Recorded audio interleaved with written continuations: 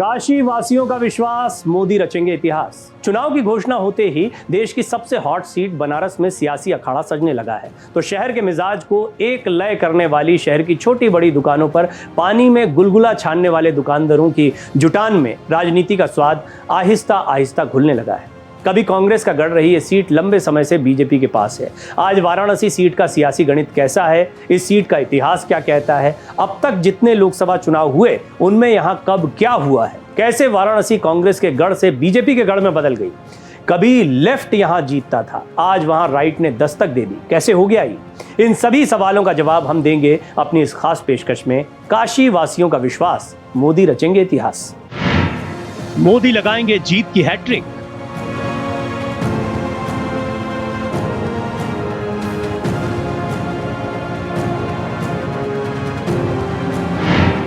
काशी से फिर तीसरी बार मोदी।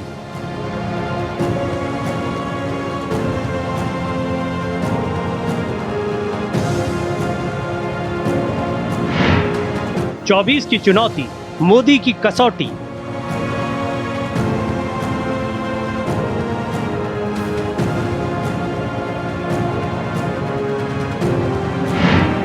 काशी में विकास की गंगा।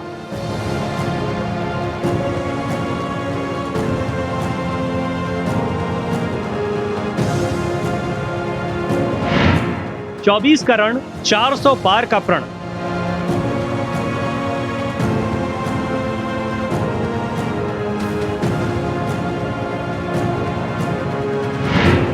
मोदी की रणनीति, कौन देगा चुनौती।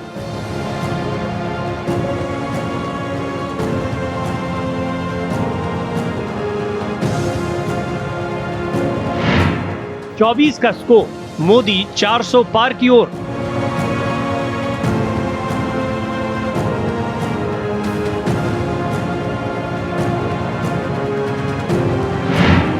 सत्ता की रेस, मोदी वर्सेस विपक्ष, फेस टू फेस।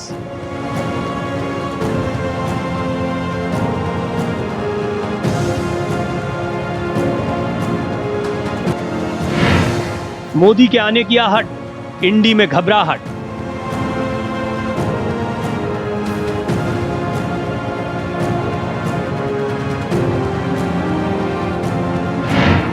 बाबा विश्वनाथ का धाम, किसका बनेगा काम। ये लोग दावे जो करें, लेकिन सच्चाई यही है कि चुनाव की घोषणा से पहले से ही कांग्रेस के नेता अपनी हार मान चुके हैं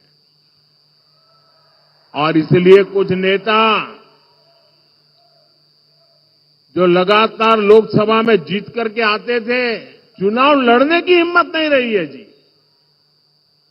हालात ये है कि इंडिया अलायंस वालों को इस चुनाव में लड़ने के लिए उम्मीदवार तक नहीं मिल रहे हैं। ज्यादातर सीटों पर इनके नेता प्रचार ही नहीं करने जा रहे हैं और आप जानकर के हैरान हो जाएंगे, इस देश की करीब 25% सीटें ऐसी हैं, 25%, जहां ये इंडिया अलायंस के लोग अंदर एक दूसरे के खिलाफ चुनाव लड़ रहे हैं। साथियों, आप देखिएगा 4 जून के बाद इंडी गठबंधन आज जो 25% सीटों पर बिखरा है, लड़ाई अंदर लड़ रहा है, 4 जून के बाद वो 100% एक दूसरे के कपड़े फाड़ने वाले हैं, एक दूसरे के बाल नोचने वाले हैं। 1957 के लोकसभा चुनाव में वाराणसी सीट अस्तित्व में आई थी। यहां हुए पहले आम चुनाव में कांग्रेस ने जीत दर्ज की थी। 2014 और 2019 चुनाव में यह सीट काफी चर्चा में रही। न मुझे किसी ने भेजा है, न मैं यहां आया हूं, मुझे तो मां गंगा ने बुलाया है। आपको याद होगा 2014 के लोकसभा चुनाव के दौरान वाराणसी लोकसभा सीट पर नामांकन भरने पहुंचे भारतीय जनता पार्टी उम्मीदवार नरेंद्र मोदी ने यह ऐतिहासिक बात कही थी। यहीं से जीतकर नरेंद्र मोदी प्रधानमंत्री बने। पीएम मोदी लगातार 2 बार वाराणसी सीट से जीत दर्ज कर चुके हैं। वाराणसी लोकसभा सीट और भी कई मायनों में खास है। देखिए खास रिपोर्ट। वाराणसी सीट का सियासी गणित, पौराणिक रूप से वाराणसी पूरी दुनिया के प्राचीनतम बसे शहरों में से एक है। हिंदू धर्म में सर्वाधिक पवित्र नगरों में इसकी गिनती होती है। भोले बाबा की नगरी वाराणसी को बनारस और काशी भी कहा जाता है। वाराणसी की संस्कृति का श्री काशी विश्वनाथ मंदिर और गंगा नदी से अटूट रिश्ता है। वाराणसी की बात आए और साड़ियों की बात ना हो, ये मुमकिन ही नहीं है। देश भर में बनारसी साड़ियों को लेकर क्रेज है। ये शहर कई वर्षों से भारत की सांस्कृतिक और धार्मिक राजधानी रहा है। वाराणसी सीट का सियासी इतिहास। चलिए वापस वाराणसी लोकसभा सीट के सियासी इतिहास की ओर लौटते हैं। साल 1957 के लोकसभा चुनाव में वाराणसी लोकसभा सीट अस्तित्व में आई। 1951-52 में जब पहले आम चुनाव हुए थे, तब वाराणसी जिले में बनारस पूर्व, बनारस पश्चिम और बनारस मध्य नाम से 3 लोकसभा सीटें थीं। 1957 में यहाँ हुए पहले आम चुनाव में कांग्रेस को जीत मिली। यहाँ से ही कांग्रेस की तरफ से उतरे रघुनाथ सिंह ने निर्दलीय उम्मीदवार शिवमंगल राम को करारी शिकस्त दी थी। 1962 के चुनाव में भी कांग्रेस के रघुनाथ सिंह फिर से जीतने में सफल रहे। उन्होंने इस बार जनसंघ उम्मीदवार रघुवीर को बड़े अंतर से पटखनी दी। 1967 का लोकसभा चुनाव वो पहला लोकसभा चुनाव था जब वाराणसी सीट पर गैर कांग्रेस उम्मीदवार को जीत मिली थी। इस चुनाव में यहाँ से भारतीय कम्युनिस्ट पार्टी ने जीत दर्ज की थी। भाकपा उम्मीदवार सत्यनारायण सिंह ने कांग्रेस के आर सिंह को बड़े मार्जिन से शिकस्त दी। हालांकि 1971 के चुनाव में एक बार फिर कांग्रेस ने वाराणसी सीट पर जीत दर्ज कर ली। पार्टी की तरफ से उतरे जाने माने शिक्षाविद राजाराम शास्त्री ने यहाँ कांग्रेस को जीत दिलाई। राजाराम शास्त्री ने भारतीय जनसंघ के कमला प्रसाद सिंह को बड़े अंतर से हराया था। 25% सीटें ऐसी है इस देश के लोकसभा की जिसमें ये जो अपने आप का गठबंधन का क्लेम करते हैं वो आपस में चुनाव लड़ रहे हैं, आपस में एक दूसरे को जेल में डालने की बातें कर रहे हैं, आपस में एक दूसरे पर आरोप लगा रहे हैं। क्या ऐसे लोगों पे भरोसा कर सकते हैं? क्या ऐसे लोगों पे भरोसा कर सकते हैं? जो अंदर अंदर भरोसा नहीं कर सकते हैं उस पर आप भरोसा कर सकते हैं क्या? देश भरोसा कर सकता है? जो आज साथ होने के बाद भी 25% सीटों पर लड़ते हैं, तो अगर उनको थोड़ी सीटें पार्लियामेंट में मिल गई तो अंदर भी वो तूफान करेंगे। और इसलिए इस चुनाव में इनको सबक सिखाना बहुत जरूरी है भाई। कांग्रेस का ये परिवार, आपको आश्चर्य होगा, आजादी के पहली बार स्थिति ऐसी बन रही है कि कांग्रेस का परिवार इस चुनाव में कांग्रेस को वोट नहीं देगा। खुद कांग्रेस को वोट नहीं देगा। ये हाल है इनका, क्योंकि जहां वो रहते हैं वहां कांग्रेस का उम्मीदवार ही नहीं है। 1970 के दशक के अंत और 1980 के दशक के दौरान भारतीय राजनीति में कई आमूलचूल परिवर्तन हुए। जयप्रकाश नारायण के सुझाव और आग्रह पर 4 मुख्य विपक्षी दल, भारतीय जनसंघ, भारतीय लोकदल, कांग्रेस ओ और सोशलिस्ट पार्टी 1977 की शुरुआत में इंदिरा गांधी की कांग्रेस सरकार को चुनौती देने के लिए जनता पार्टी के रूप में एक साथ आए। इस दौरान वाराणसी में कांग्रेस के राजाराम को भारतीय लोकदल के चंद्रशेखर के हाथों करारी हार झेलनी पड़ी थी। इमरजेंसी के बाद कांग्रेस ने गंवाई सीट। 1971 के चुनाव के बाद और अगले चुनाव से पहले देश ने आपातकाल का दौर देखा। आपातकाल खत्म हुआ तो 1977 में फिर से चुनाव हुए। जनता लहर में कांग्रेस को बुरी तरह हार का सामना करना पड़ा। कांग्रेस ने उस दौरान वाराणसी की अपनी सीट भी गंवा दी। यहाँ कांग्रेस के राजाराम को भारतीय लोकदल के चंद्रशेखर ने जोरदार हार का स्वाद चखाया। ये वही चंद्रशेखर थे जो बाद में देश के प्रधानमंत्री भी बने थे। कांग्रेस ने की वापसी। 1980 के लोकसभा चुनाव में एक बार फिर कांग्रेस ने वाराणसी सीट पर वापसी की। यहां कांग्रेस की तरफ से उतरे उत्तर प्रदेश के पूर्व मुख्यमंत्री कमलापति त्रिपाठी ने पार्टी को जीत दिलाई। उन्होंने जनता पार्टी सेक्युलर के प्रत्याशी राज नारायण के खिलाफ जीत दर्ज की। 1984 में तत्कालीन प्रधानमंत्री इंदिरा गांधी की हत्या के बाद सहानुभूति लहर के चलते भी कांग्रेस ही जीती। इस चुनाव में पार्टी के श्यामलाल यादव ने भारतीय कम्युनिस्ट पार्टी प्रत्याशी ऊदल के मुकाबले भारी मतों से जीत हासिल की। 1989 के लोकसभा चुनाव में कांग्रेस के हाथ से ये सीट निकल गई, क्योंकि 1989 में फिर वाराणसी का मन बदला। इस बार पूर्व प्रधानमंत्री लाल बहादुर शास्त्री के बेटे अनिल शास्त्री ने जनता दल के टिकट पर चुनाव लड़कर जीत हासिल की। अनिल शास्त्री ने कांग्रेस उम्मीदवार श्यामलाल यादव को काफी बड़े अंतर से हरा दिया था। काशी वासियों का विश्वास, मोदी रचेंगे इतिहास।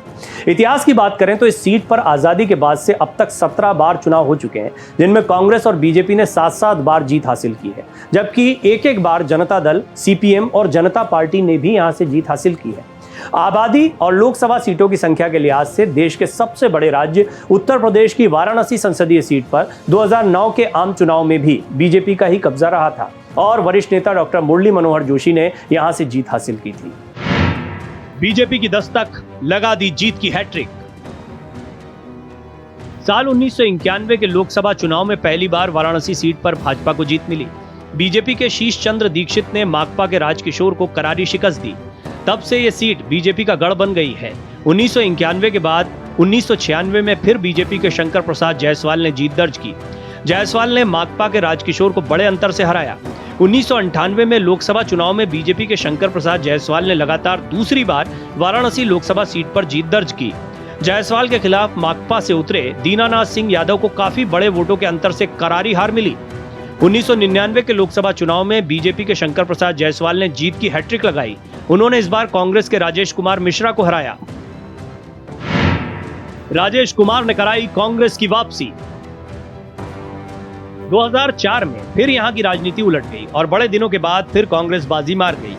इस बार के लोकसभा चुनाव में वाराणसी लोकसभा सीट पर 15 साल बाद कांग्रेस ने वापसी की थी। पिछले चुनाव में कांग्रेस के टिकट पर हारने वाले राजेश कुमार मिश्रा ने अब की बार यहां जीत दर्ज कर अपनी भूल सुधार की और बीजेपी के शंकर प्रसाद जायसवाल के जीत के सिलसिले को थाम दिया। राजेश मिश्रा ये चुनाव बड़े मार्जिन से जीत गए थे। कांग्रेस यहां से कभी नहीं जीती। उसके बाद कांग्रेस यहां से कभी नहीं जीती। साल 2009 के लोकसभा चुनाव में वाराणसी सीट एक बार फिर से देश की वीवीआईपी सीटों में शामिल हो गई। उस चुनाव में बीजेपी के पूर्व राष्ट्रीय अध्यक्ष और केंद्रीय मंत्री डॉक्टर मुरली मनोहर जोशी यहां से मैदान में थे। उनके मुकाबले बीएसपी ने बाहुबली मुख्तार अंसारी को उतार दिया था, लेकिन जब नतीजे आए तो जैसी उम्मीद थी, करीबी मुकाबले में जोशी जीत दर्ज करने में कामयाब रहे। साथियों, आपके आशीर्वाद से आपने मुझे सेवा करने का अवसर दिया। मोदी को देश के संविधान ने ये पद दिया है। डॉक्टर राजेंद्र बाबू और बाबा साहब अंबेडकर, उनका दिया हुआ ये संविधान न होता तो कभी ऐसे पिछड़े परिवार में पैदा हुआ गरीब का बेटा देश का प्रधानमंत्री नहीं बन सकता था। दशकों तक गरीबों को रोटी, मकान के सपने दिखाए कांग्रेस और उसके साथियों ने 4 करोड़ गरीबों को पक्के मकान दिए एनडीए सरकार ने। साल 2014 के आम चुनाव में यह सीट खास तौर से चर्चा में रहने लगी थी, क्योंकि इसी सीट से चुनाव लड़ रहे थे भारतीय जनता पार्टी यानी बीजेपी के पीएम पद के उम्मीदवार नरेंद्र मोदी। उस वक्त उनका मुकाबला करने के लिए आम आदमी पार्टी यानी आप के मुखिया अरविंद केजरीवाल वाराणसी पहुंच गए थे। चुनाव से पहले केजरीवाल और उनकी पार्टी जीत के बड़े बड़े दावे कर रही थी, लेकिन मोदी ने केजरीवाल को 3 लाख से ज्यादा वोटों से हराकर शानदार जीत दर्ज की थी। वाराणसी की जनता ने फिर मोदी को जिता दिया था। उन्हें नरेंद्र मोदी पर अरविंद केजरीवाल के मुकाबले कहीं ज्यादा भरोसा है। 2014 में नरेंद्र मोदी की एंट्री। अब बारी थी 2014 के लोकसभा चुनाव की। चुनाव से पहले ही गुजरात के मुख्यमंत्री रहे नरेंद्र मोदी को बीजेपी ने प्रधानमंत्री पद का चेहरा घोषित कर दिया था। वहीं जब चुनाव लड़ने की बारी आई तो नरेंद्र मोदी ने वडोदरा के साथ साथ वाराणसी सीट से भी नामांकन भर दिया। उधर मोदी के खिलाफ आम आदमी पार्टी से अरविंद केजरीवाल तो कांग्रेस से अजय राय मैदान में थे। उस चुनाव में वाराणसी देश की सबसे चर्चित सीट बन गई। देश के प्रधानमंत्री बने। इस चुनाव में बीजेपी प्रत्याशी के तौर पर नरेंद्र मोदी को 5,81,022 वोट मिले। वहीं दूसरे स्थान पर रहे केजरीवाल के पक्ष में 2,09,238 लोगों ने वोट किया। इस तरह नरेंद्र मोदी 3,71,784 वोटों से चुनाव जीतने में सफल रहे। इस जीत के साथ नरेंद्र मोदी संसद पहुंचे और देश के प्रधानमंत्री भी बने। प्रधानमंत्री मोदी को वडोदरा सीट पर भी जीत मिली, लेकिन उन्होंने प्रतिनिधित्व के लिए वाराणसी को चुना। दूसरी बार मोदी जीते। बने पीएम। अब बात करते हैं पिछले लोकसभा चुनाव की। 2019 के लोकसभा चुनाव में बीजेपी की तरफ से एक बार फिर प्रधानमंत्री नरेंद्र मोदी मैदान में उतरे। उनके सामने कांग्रेस ने अजय राय और सपा ने शालिनी यादव को उतारा। नतीजे एक बार फिर बीजेपी के पक्ष में रहे। यहां नरेंद्र मोदी ने सपा की शालिनी यादव को 4,79,505 मतों से बड़े अंतर से शिकस्त दी।